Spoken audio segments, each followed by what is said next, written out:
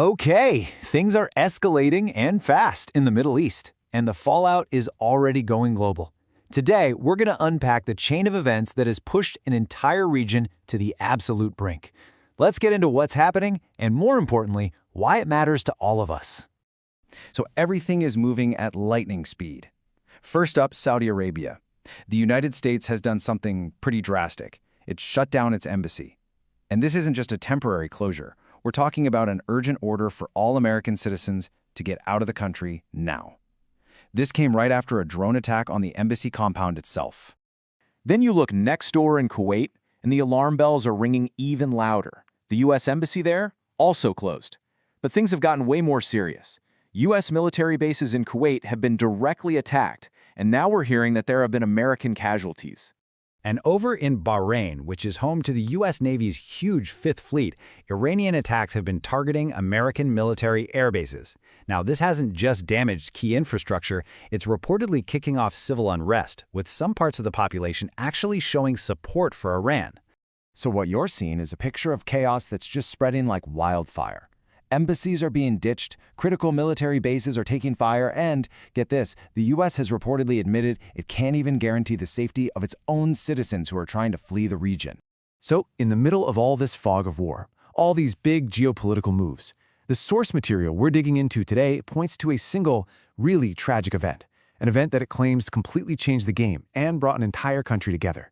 And that event happened in the Iranian city of Mineb. According to the source, what happened there became this incredibly powerful rallying cry. It shifted the entire conflict from just a strategic disagreement to something deeply personal for Iran, a national cause.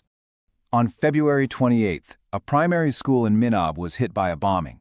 And this number, 160, that's the number of young schoolgirls who were killed in that attack.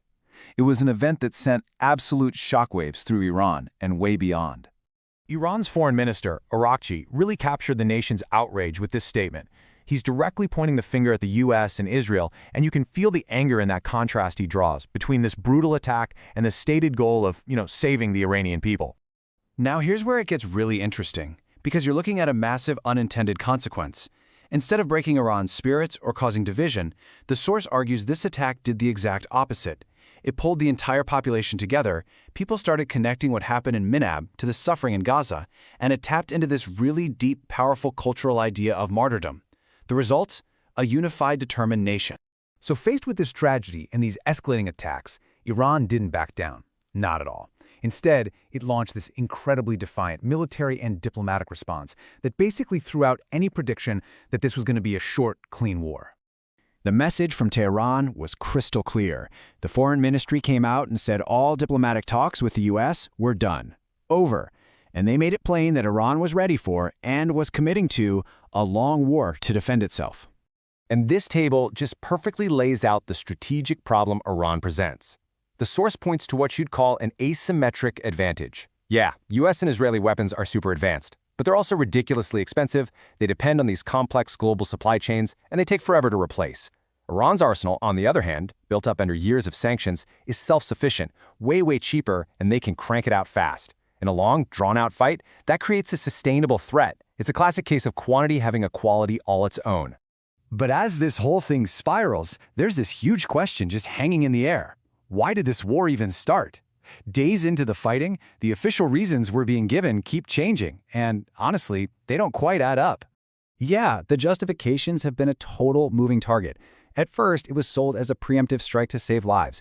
When people started asking questions, the story changed to stopping a missile that could hit the U.S., a threat, the source points out, that nobody mentioned until after the bombs started falling.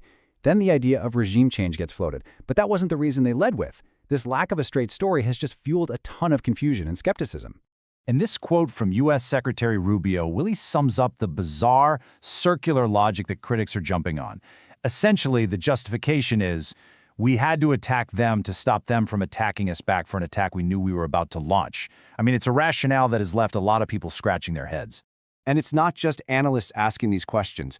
The mainstream media is picking up on it too. The Washington Post reported that days into this war, the U.S. government still hasn't been able to offer a solid, coherent reason for starting it, even as the whole conflict gets bigger and bigger. Look, a war this big in the Middle East was never going to stay contained. It's already sending these massive shockwaves around the world, forcing major powers to react and completely rethink their own strategies. As you can see here, the reactions from the big global players are all over the map, and they're all hugely important. China is calling for everyone to cool it, backing Iran's sovereignty. France, meanwhile, is using the chaos as an excuse to build up its own military. For countries like India, the threat is immediate and economic. And Pakistan's reaction? Well, that's creating a major diplomatic headache for the United States. And the specific impacts are pretty stark.